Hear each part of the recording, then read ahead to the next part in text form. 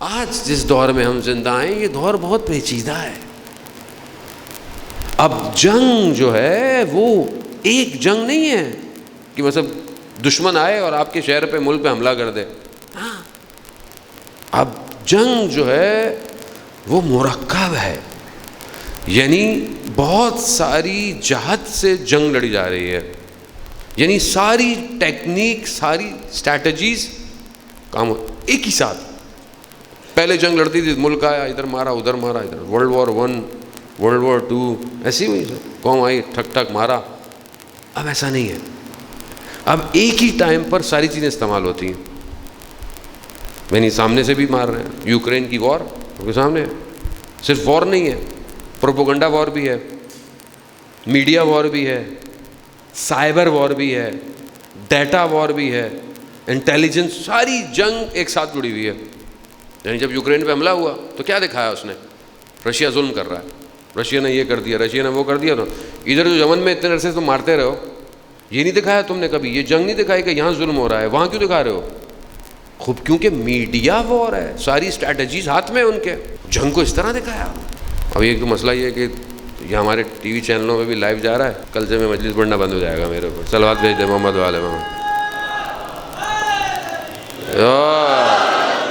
مسئلہ ہے کیونکہ قوم کا اصل میں شعور کا لیول ایک لیول ہے نا، اور ہم چاہتے ہی نہیں لیول اوپر نیچے ہو، تو اس لیے کیمرے ہر جگہ آ جاتے ہیں. مولانا صاحب دیکھ کے خیال کر کے وہی رہنے دے جو ہم لوگ ہیں. تو اسٹریٹجی اس ٹائم مکس ہے، سائبر وار ہے. اب ایک ساتھ نہیں ہو، کہیں جنگ ہو رہی ہوتی ہے، جو جنگیں ابھی آس پاس ہوئیں اس میں کیا ہے؟ اس میں یہ نہیں ہے کہ ایک آدمی مار رہا ہے، وہ اوپر ڈرون سے دیکھ رہا ہے دشمن کہاں کھڑا ہوا ہے، ڈیٹا ایکسٹریکٹ ہو رہا ہے. داعش سے جو جنگ جیتی ہے وہ کیسے جیتی ہے کہ ان کے اپنے ڈرون اڑ رہے تھے ہواؤں میں، اور وہ ان کی اپنے ڈرون ان کے اپنے اوپر تھے، ان کو ہائی جیک کیا ہے. جو تصویریں وہ خود دکھا رہے تھے وہ ادھر نظر آ رہی تھی. جنگ اب تبدیل ہو گئی ہے، جس کے پاس زیادہ ڈیٹا ہے وہ جیت جائے گا، جس کے پاس زیادہ انفارمیشن ہے وہ جیت جائے گا.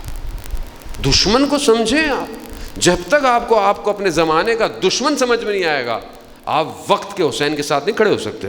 آپ بولے تاریخ پڑھ کے گھر چلے جائیں، ہسٹری پڑھ کے گھر چلے جائیں، یہ واقعہ سنائیں گھر چلے جائیں، فلاں چلے جائیں، خیبر سنائیں، خندق سنائیں، خدا حافظ مولانا صاحب کیا مجلس پڑھی، واہ واہ واہ زبردست زبردست. آپ واہ واہ کر کے گھر چلے جائیں، مولانا موٹا سا لفافہ لے کے اپنے گھر چلے جائیں گے. ولی الزمان تنہا ہے، تنہا رہے گا، اسے حر چاہیے زمانے کے، اور اس کے لیے دشمن کو پہچاننا پڑے گا. آپ کو صف میں کون ہے، کیسے لڑنا ہے، کیسے تیار کرنا ہے. وہ مسلمان ہے آفٹر آل، چاہے سنی ہو چاہے شیعہ ہو، اس سے کوئی فرق نہیں پڑتا. اور سب کا ایمان اور عقیدہ ہے کہ اسلام دنیا پہ حاکم آ کے رہے گا، آ کے رہے گا. کیسے، کب، کیوں؟ ہمیں اپنا حصے کا رول پلے کرنا ہے بس. آپ اپنے حصے کا رول پلے کر دیں، آپ کی سٹوری ختم. نیکسٹ. آپ یہ سوچتے رہیں کیسے ہوگا، کیا ہوگا مولانا، میں کیوں کروں، میں اپنی زندگی انجوائے کروں، مجھے کیا ضرورت ہے دنیا میں کیا آ رہا ہے. تو پھر یہ ایسے ہی ہے جیسے کوئی مردہ لاشیں چل رہی ہیں، انہیں کوئی فرق نہیں پڑتا معاشرے میں برائی ہو رہی ہے، گناہ ہو رہا ہے، ظلم ہو رہا ہے، ہونے دو.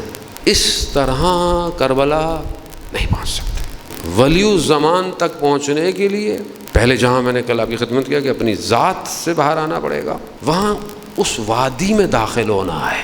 وہ وادی جو امام کی وادی ہے، جو امام کا ملک ہے، اس میں جو چلا جاتا ہے اس کے لیے پھر کوئی چیز رکاوٹ نہیں ہے، اس کے لیے پھر کوئی چیز اس کے لیے پریشانی نہیں ہے. وہ دیکھ چکا ہوتا ہے، اسے نظر آ رہا ہے آگے کیا ہو رہا ہے. شب عاشور امام نے ایسے نہیں کہا صرف کہ مطلب جاؤ چلے جاؤ کچھ مسئلہ نہیں ہے، بیعت ہٹا دی جاؤ، نہیں، کیونکہ دیکھ چکے تھے کہ یہاں موت نہیں ہے، یہاں حیات ہے، حیات.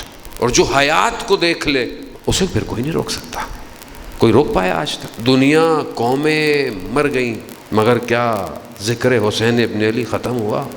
نہیں ہوا، کبھی بھی نہیں ہو سکتا. آج پوری دنیا، آپ کو کوئی پیسے دیتا ہے مجلس میں، گھر میں کوئی پیسے دیتا ہے، گھر گھر جگہ جگہ، نہ دنیا کی کوئی ایک حکومت مجلسیں کرا سکتی ہے. خود امام حسین، خود امام حسین. کیوں؟